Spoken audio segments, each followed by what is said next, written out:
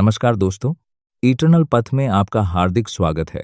प्राचीन काल में हिंदुओं का विश्वास था कि गंगा नदी स्वर्ग में बहती थी। वह इतनी दिव्य और शक्तिशाली थी कि उसे सीधे पृथ्वी पर लाना संभव नहीं था। कहा जाता है कि उस समय सृष्टिकर्ता ब्रह्मा ने गंगा को अपने लोक में रोक कर रखा था।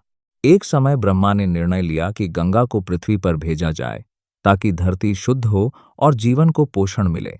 लेकिन एक बड़ी समस्या थी, गंगा की धारा अत्यंत प्रचंड थी। यदि वह पूरे वेग से पृथ्वी पर उतरती तो पूरी धरती जलमग्न हो जाती। तब देवताओं ने महादेव शिव से प्रार्थना की। शिव ने गंगा की शक्ति को नियंत्रित करने का भार अपने ऊपर लिया। जब गंगा स्वर्ग से उतरी तो शिव ने उसे अपनी जटाओं जुल्फों में रोक लिया। उनकी जटाओं में गंगा का वेग शांत हुआ और फिर उन्होंने अपनी एक जटा खोलकर गंगा को धीरे धीरे पृथ्वी पर प्रवाहित किया। इसीलिए गंगा को माँ गंगा कहा जाता है, क्योंकि वह जीवन को जन्म देती है, सबको पालती है और शुद्ध करती है।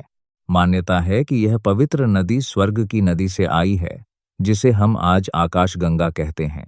कहा जाता है कि जो आकाश गंगा हमें आकाश में दिखाई देती है, वह उन दिव्य जलधाराओं का प्रतिबिंब है जो अब भी विज्ञान की समझ से परे हैं। आधुनिक विज्ञान ब्रह्मांड की आयु लगभग 14 अरब वर्ष बताता है, लेकिन हिंदू दर्शन में सृष्टि को एक बार की रचना नहीं, बल्कि सृजन और विनाश के चक्रों के रूप में देखा जाता है। इन चक्रों की अवधि अरबों वर्षों की मानी गई है। हिंदू दर्शन में यह प्रश्न भी उठता है कि यदि ब्रह्मा ने सृष्टि रची, तो फिर ब्रह्मा को किसने रचा? इसका उत्तर यही है कि सृष्टि की यह प्रक्रिया अनंत है, उसका कोई एक आरंभ नहीं। कहा जाता है कि ऋषियों ने गहन समाधि और ध्यान की अवस्था में सृष्टि के इन रहस्यों को जाना, लेकिन यह ज्ञान चेतना के इतने ऊंचे स्तर का है कि हम जैसे सामान्य लोग उसे पूरी तरह समझ नहीं सकते।